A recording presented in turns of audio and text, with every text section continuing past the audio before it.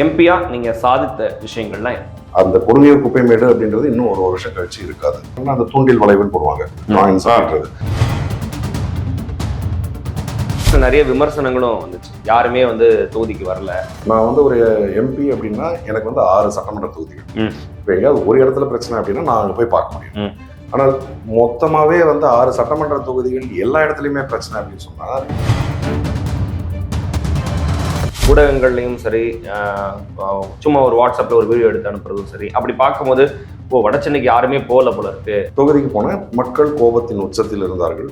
என்ன போறப்போ வண்டியை ஒட்டி இறங்கி வீட்டுக்குள்ளார பாரு. அதாவது இந்த வரி பகிர்வுல என்ன தவறா இருக்கு அப்படின்னு நீங்க குறிப்பிட்டீங்க. அம்மன் சொல்லி காசு கூட கொடுக்கல. வட மாநிலங்கள்ல ஏதாவது ஒரு பிரச்சனை அப்படின்னா உடனே ஒரு 1000 கோடி அப்படின்றதெல்லாம் ரிலீஸ் பண்றது. இப்போ திமுக மினிஸ்டர்லாம் பிஜேபிக்கு இழுக்கிறது கூட இது திட்டமா இருக்கும். வலையை விரித்து பார்க்கறது, பிஜேபியில இருந்தவங்க அப்படின்னு சொல்லிக்கிறதுக்கு யாருமே இல்லை. ஜெயலலிதா அவர்கள் சிறப்பான ஆட்சி கொடுத்திருக்காரு, எம்ஜிஆரை நினைவு கூறுகிறேன் அப்படின்னு சொல்லி மோடியே டைரக்டா அந்த இடத்துல ஸ்டேஜில் பேசுறாரு. அவர்கள் கட்சியில் அவர்கள் என்ன செய்கிறார்கள் பற்றி நாங்கள் கவலைப்படுறது கிடையாது.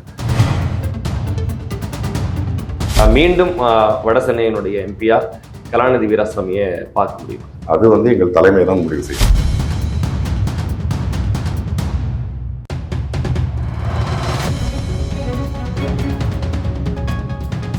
வட சென்னையில் பார்த்தீங்கன்னா இந்த மிக்ஜாம் புயல் அப்போ கூட பெரும் பாதிப்பு அப்படின்றது பார்த்தீங்கன்னா வட சென்னையில தான். ஏன் அப்படின்னு பார்த்தீங்கன்னா இங்க இருக்கும் பல வீடுகள் நான் சொன்னேன் இல்லைங்களா, இப்போ இந்த வீட்டுக்குள்ளார நீ இப்படி குனிஞ்சு போனோம், அது ஒரு கூரை மாதிரி இருக்கும். இந்த வரலாறு காணாத இந்த மழை வெள்ளம் அப்படின்றப்போ இது நான் அங்க போய் எல்லா தொகுதியிலுமே போய் பார்த்தேன். நான் 10 அடிக்கெல்லாம் தண்ணி நிக்குது. நீங்க 10 அடிக்கு நிக்குதுன்னா இந்த ரூமோட ஹைட் ஒரு 10 அடி தான் இருக்கும். கண்டிப்பா. ஸோ இப்போ இப்போ நினைச்சு பாருங்க, ஒரு இந்த ரூமே ஃபுல்லா ஆகிற அளவுக்கு தண்ணி வந்துருச்சு அப்படின்னா அவங்க அவங்களுக்கு இப்போ இங்க இந்த மாதிரி மத்திய சென்னை தென் சென்னை எல்லாம் பார்த்தீங்கன்னா பல வீடுகள் கிரவுண்ட் +1 மினிமம் இருக்கும். அதுக்கு மேல அடுக்குமாடி கட்டணங்களா இருக்கும். ஸோ உங்களுக்கு வெள்ளம் வந்ததுன்னா கீழே இருக்கிறவங்க மேலே போய் அங்கே தங்கிடலாம். ஆனால் வட சென்னையில் பிரச்சனை என்னன்னு பார்த்தீங்கன்னா இப்போ இந்த வீட்டில் இருக்கிறவங்க எல்லாம் அவங்க வீட்டை விட்டுட்டு வெளியில வந்துடணும். ஏன்னா நீங்க அங்கே இருக்கவே முடியாது. ஆமா, கண்டிப்பா. ஸோ இப்போ அந்த மாதிரி இருக்கும்பொழுது அங்கே இருக்கும், அதாவது கிட்டத்தட்ட ஒரு 60% வீடுங்க இந்த மாதிரி வீடுகள் தான் அங்கே இருக்கு வட சென்னையில். வேற தென் சென்னையில் பார்த்தீங்கன்னா மேபி ஒரு 10% அந்த மாதிரி இருக்கும் அப்படின்ற மாதிரி இருக்கலாம். மத்திய சென்னையிலையும் ஒரு 10 or 15% அந்த மாதிரி இருக்கும். ஸோ பாதிப்புக்குள்ளான மக்கள் அப்படின்றது பார்த்தீங்கன்னா பெருமளவில் இங்கே தான் பாதிக்கப்பட்டிருந்தாங்க. ஸோ அதனால தான் நாங்கள் இந்த தொகுதி 6 சட்டமன்ற தொகுதிக்கும் ஒவ்வொரு தொகுதிக்கும் ஒரு அமைச்சர்கள் அது நிவாரணம் பணிகள்லாம் மேற்கொள்ளணும். ஏன்னா எங்களால தனியானங்களா எங்களால பண்ண முடியாது. ஏன்னா அந்த அளவுக்கு அங்கே பாதிப்பு பெருசா பெரிய இருக்கு. ஸோ மாண்புமிகு முதலமைச்சர் அவர்களுக்கும் விளையாட்டுத்துறை அமைச்சர் இவங்க 2 பேர்கிட்டையும் இதை பத்தி எடுத்து சொல்லி அவர்களும் ஒரு தொகுதிக்கும் ஒரு அமைச்சரை நியமித்து அவர்கள் அங்க இருந்து அந்த அந்த நிவாரண பணிகள் எல்லாமே அவங்க தலைமையில அவங்க எல்லாம். அந்த நேரத்துல நிறைய விமர்சனங்களும் வந்துச்சு. யாருமே தொகுதிக்கு வரல, சட்டமன்ற உறுப்பினர்கள் வர வேண்டாம் அப்படின்னு போராடினாங்க அப்படின்ற விமர்சனங்கள்லாம் வந்துச்சு. உண்மையாவே கள நிலவரம் என்னவா இருந்துச்சு? இப்போ ஊடகங்கள்லையும் சரி, சும்மா ஒரு வாட்ஸ்அப்ல ஒரு வீடியோ எடுத்து அனுப்புறதும் சரி, அப்படி பார்க்கும்போது வட சென்னைக்கு யாருமே போகல போல இருக்கு அப்படின்ற விஷயங்களும் பார்க்கப்பட்டுச்சு. பால் விநியோகம் அப்படின்றது முறையா இருந்ததை நாங்களே ஜீ தமிழ் நியூஸே நாங்க களத்துல இருந்தோம். அப்படி இருக்கும்போது இன்னொரு சில விஷயம்லாம் பார்க்கும்போது அங்க ஆட்களே யாருமே போகல போல இருக்கு, இதெல்லாம் எப்ப மீட்டெடுப்பாங்க அப்படின்ற ஒரு கேள்வி இருந்துச்சு. அது ஒரு சவாலான விஷயன்றதை நான் புரிஞ்சுக்கிறேன். ஆனா இந்த விமர்சனத்துக்கு என்ன காரணம்? ஒரு ஆளுங்கட்சியா இருக்கீங்க, அப்படி இருக்கும்போது இந்த விமர்சனமே வந்திருக்க கூடாதுல்ல, என்ன காரணம்? இல்ல, அதாவது விமர்சனம் வந்திருக்க கூடாது அப்படின்றது சொல்லலாம். இப்ப ஏற்கனவே சொன்ன மாதிரி இது வரலாறு காணாத ஒரு பெரும் மழை. இது யாருமே இப்போ மழை வரும் அப்படின்றது தெரியும். ஆனா இந்த அளவுக்கு மோசமான ஒரு நிலைமை வரும். அதாவது இப்போ பாத்தீங்கன்னா பெரும் புயல் அப்படின்னா கூட இப்போ சென்னை அப்படின்றது பாத்தீங்கன்னா ஒரு 22 சட்டமன்ற தொகுதிகள் அப்படின்னு இருக்குன்னா இப்போ கீழ்பாக்கில நல்ல அதாவது கனத்த மழை அப்படின்றது பெஞ்சிட்டு இருக்கும். ஆனா அண்ணா நகர்ல பாத்தீங்கன்னா அந்த அளவுக்கு இருக்காது அப்படின்ற மாதிரி இருக்கும். ஸோ இது மாதிரி நீங்க அந்த நேரத்துல பாத்தீங்கன்னா அந்த புயலை பத்தி நீங்க அதை எடுத்து படிச்சு பாத்தீங்கன்னா அந்த கிளவுட் ஃபார்மேஷனுடைய சைஸ் சென்னையோட பெரிய அளவுக்கு இருந்து மொத்த சென்னையிலையும் ஒரே நேரத்துல ஒரு மாபெரும் மழை பெய்து அனைத்து ஏரிகள் எல்லாமே நிரம்பி ஓவர்ஃப்ளோ ஆகுது அப்படின்றது. ஸோ இந்த மாதிரி ஆகுறப்போ அதாவது இதை இப்போ இன்ஃபேக்ட் நாங்க வந்து இந்த ஸ்டாம் வாட்டர் ட்ரெயின் அப்படின்றதெல்லாம் வந்து ஆமா அதுவுமே ஏன்னா பண்ணிருக்கீங்க. நீங்க அதை பார்த்துருந்தீங்கன்னா இதுக்கு முன்னாடி இருந்த மழையில வந்து அந்த டிசம்பர்ல வந்து பெய்த மழை எங்கேயுமே தண்ணி நிக்கல. ஏன்னா அது வந்து ஒவ்வொரு வருடமும் எந்த அளவுக்கு மழை பெய்யுமோ அந்த அளவுக்கு பெய்யறப்போ அது வந்து ஒரு கை பிரச்சனை இல்லாம இருக்கு. நான் இதுக்கு ஒரு சிம்பிள் எக்ஸாம்பிள் என்ன சொல்லுவேன்னா, நீங்க ஒரு வாஷ் பேசன் இருக்கு அப்படின்னா நீங்க அந்த குழாயை திறந்து விட்டீங்கன்னா அங்க தண்ணி எதுவுமே நிக்காது. அது ட்ரெயின் அவுட் ஆயிட்டு இருக்கும். ஆனா ஒரு பக்கெட் தண்ணி எடுத்துட்டு போய் கொட்டினீங்கன்னா அது ஒரு ஃபியூ செகண்ட்ஸ்க்கு வரைக்கும் வந்து ஃபில் ஆகி வடியும். அதுக்கப்புறமா தான் வடியும். ஸோ நீங்க இப்போ இந்த அது நீங்க சயின்டிஃபிக்காக யாராவது கால்குலேட் பண்ணணும்னு நினைச்சாங்கன்னா உங்களுடைய ஸ்டாம் வாட்டர் ட்ரெயின்ஸ் சென்னையில் இருக்கும் மொத்த ஸ்டாம் வாட்டர் ட்ரெயின்ஸ் கெப்பாசிட்டி எவ்வளோ, அண்ட் மழை பெய்ந்தால் எந்த அளவுக்கு இப்போ பக்கிங்ஹாம் கெனால் இருக்கு அது கொஞ்சம் வறண்டு இருந்ததுனால கூட அது எவ்வளோ கொள்ளளவுக்கு கொள்ளும், இதெல்லாம் நீங்க கால்குலேட் பண்ணி பார்த்தீங்கன்னா இதை விட ஒரு 5 மடங்கு அதிகமாக வந்தது அப்படின்னா அதுவும் கடல் சீற்றம் வந்து அதிகமாக இருந்து ஹைடைடாக இருந்ததுன்னா மழையும் ட்ரெயின் அவுட் ஆகிறதுக்கான வாய்ப்புகள் கம்மி. அதாவது இதெல்லாம் நாங்கள் பல காரணங்கள் சொன்னாலும் மக்கள் இதெல்லாம் ஏற்றுக்க மாட்டாங்க. எங்களுக்கு பிரச்சனை இருந்தப்போ யார் வந்தீங்க அப்படின்றது. ஆமா எங்களுக்கு வந்து இந்த மழை பெய்த பொழுது இந்த விமர்சனமும் இருந்துச்சு. முறையா வந்து அந்த வடிகால் அமைப்பு ஏற்படுத்தல, அதுக்கு இவ்வளவு பணம் ஒதுக்கி இருக்கிறாங்க, அதெல்லாம் என்ன பண்ணாங்க, அதெல்லாம் மழையோட கரைஞ்சிருச்சு அப்படின்ற விமர்சனமும் அந்த இடத்துல வைக்கப்பட்டுச்சு. இல்லை அதாவது எதிர்கட்சிகள் விமர்சனம் வைப்பார்கள், அதற்கு நாங்கள் பதில் சொல்லித்தான் ஆக வேண்டும். நான் இப்போ அதுக்கு தான் அந்த எக்ஸ்பிளனேஷன் சொன்னேன். நீங்கள் ஸ்டாம் வாட்டர் ட்ரெயின் அப்படின்றது ஒரு சிம்பிள் எக்ஸாம்பிள். 1 கிலோமீட்டர் நீளத்துக்கு ஒரு ஸ்டாம் வாட்டர் ட்ரெயின் இருக்கு.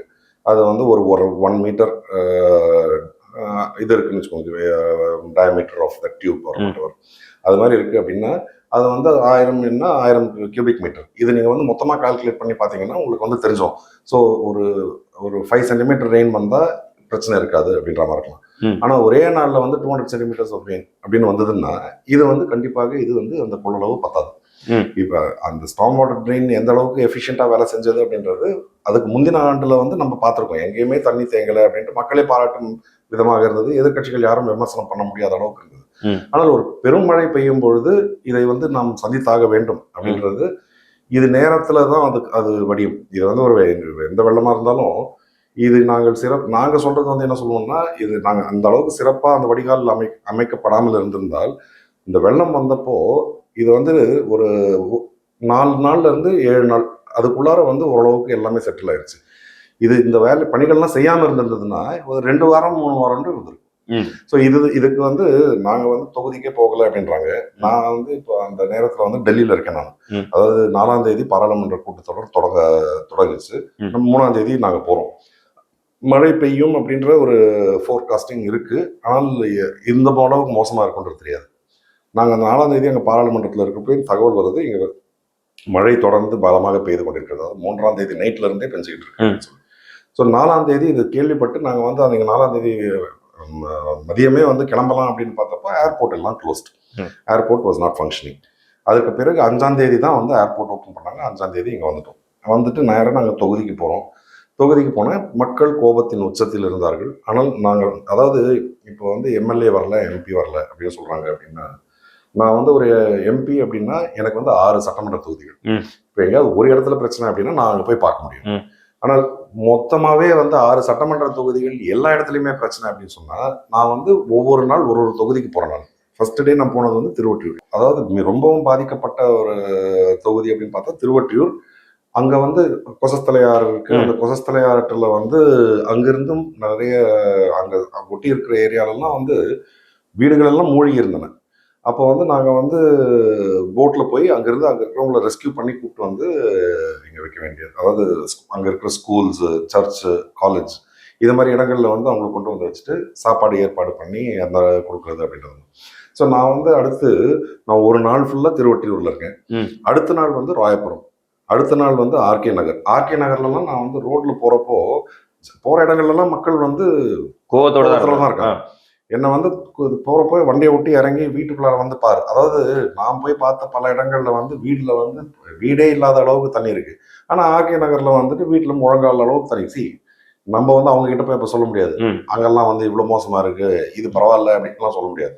நாங்கள் அங்கே போயிட்டு உங்களுக்கு என்ன வேணும், உங்களுக்கு சாப்பாடு வேணுமா, உங்களுக்கு என்ன தேவையோ அதுக்கு ஏற்பாடு பண்ணுறோம் அப்படின்னு சொல்லி நான் சொன்ன மாதிரி ஒவ்வொரு சட்டமன்ற தொகுதிக்கும் ஒரு அமைச்சர் அப்படின்னு வர வச்சுட்டு, அண்ட் அரசாங்கத்தை வந்து அப்போ என்ன சொன்னாங்கன்னா 200 வார்டு இருக்கு சென்னையில் மொத்தமாக. அந்த 200 வார்டுக்கும் ஒவ்வொரு வார்டுக்கும் வந்து 5 லட்சம் ரூபாய்.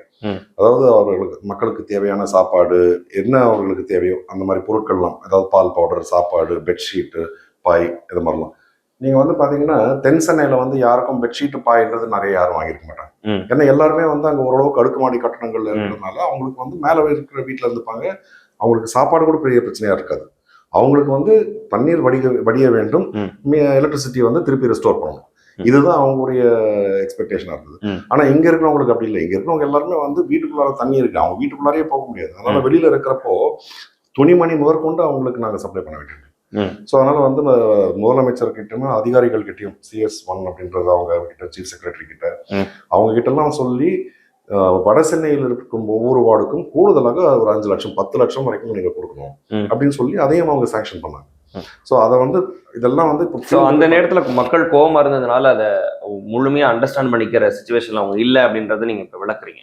நான் அண்டர்ஸ்டாண்ட் பண்ண மாட்டாங்கன்றது எனக்கே புரியுது. அதாவது இப்போ யாராவது கோபமா இருக்காங்கன்னா, காரணம் இல்லாமல் கோபமா இருக்காங்கன்னா நம்மளும் கோவப்படலாம். ஆனால் அவங்களுக்கு கோபம் நியாயமானது. அவங்க வந்து இது என்ன பண்ணிடுச்சு அரசாங்கம்,